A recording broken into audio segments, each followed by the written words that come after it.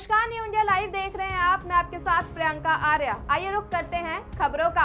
खबर ऋषिकेश से है, जहां रामायण रिसर्च काउंसलिंग और जिला संयोजक ने सीता सखी सम्मान समारोह कार्यक्रम का आयोजन किया, जिसमें सीतामढ़ी क्षेत्र को संस्कृति, शक्ति और पर्यटन स्थल के रूप में विकसित करने का संकल्प लिया गया। सीता सखी का मुझे प्रदेश संयोजक बनाया गया है। 14 जिलों में हमने प्रत्येक जिले से एक एक बहन को जिले का संयोजक बनाया।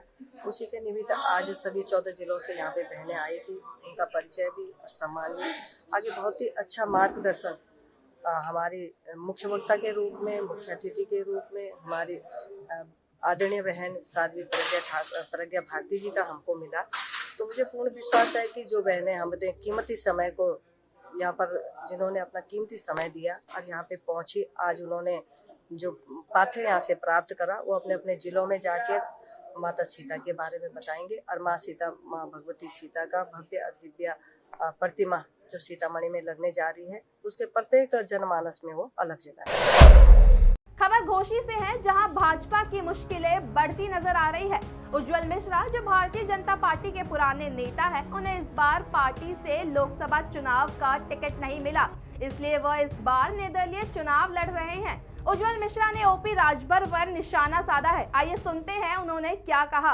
ऐसा नेता हो, कोई दूसरा भी हो, अगर मैं अभी फिलहाल तो अपने लिए कह रहा हूं, लेकिन अगर कोई दूसरा भी होता है तो उसका भी चुनाव करना चाहिए। मैं यह नहीं कह रहा हूं कि आप हम ही चुन लीजिए। अगर आपको हमसे अच्छा काबिल आदमी कहीं दिखता है, आप उसे भी चुनिए, आप ले आइए, उसको चुनिए, हम लोग सहायता करेंगे।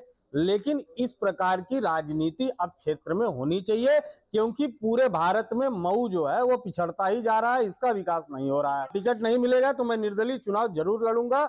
अगर भारतीय जनता पार्टी से कोई ऐसा व्यक्ति, ऐसा कार्यकर्ता या इस लोकसभा से कोई ऐसा आदमी आता है जो पाक साफ हो, जो अच्छा हो, तो हम लोग सहायता भी कर सकते हैं। लेकिन फिलहाल ये पूरा मुद्दा है कि मैं चुनाव लड़ूंगा।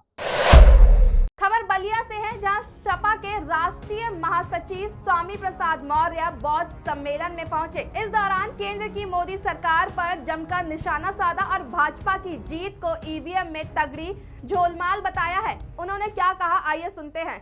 कुछ लोग कहते हैं कि मोदी जीत रहे हैं, मैं कहता हूं मोदी नहीं जीत रहे हैं, ये ईवीएम का प्रकरण जीत रहा है।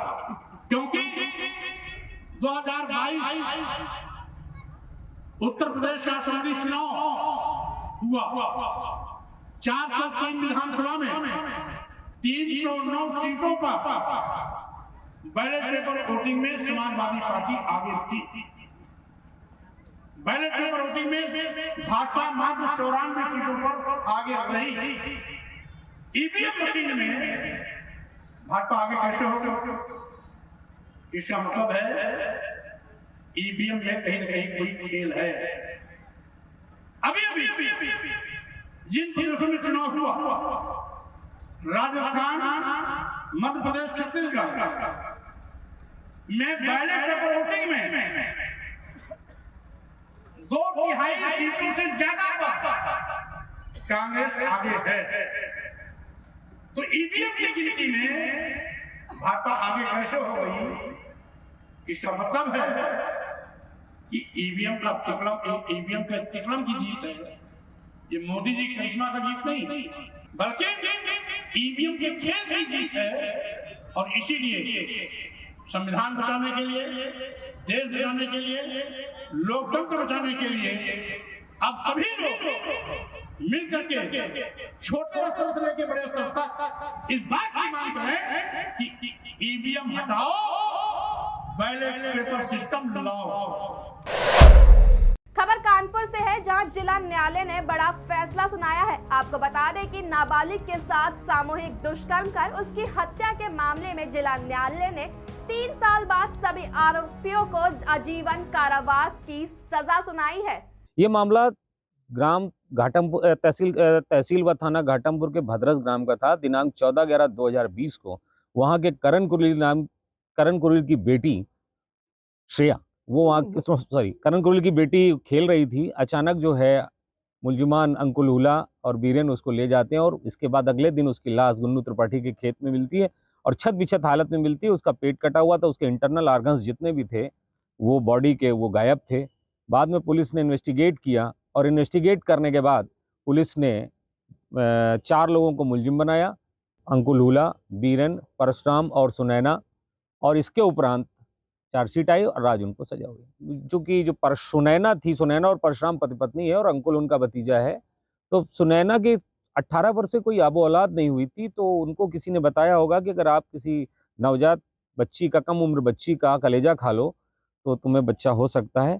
इसी धारणा में उन्होंने उस योजना में षड्यंत्र रचा और षड्यंत्र रच के उन्होंने उस योजना में अंकुल और वीरेन को शामिल किया और इसके उपरांत उन्होंने इस जघन्य पाशविक घटना को अंजाम दिया। इसमें 10 गवाह थे, पुलिस ने 10 गवाह पेश किए, 1 गवाह जो है बचाव पक्ष की ओर से भी पेश किया गया और बहुत ही जल्दी इसका निर्णय हुआ है।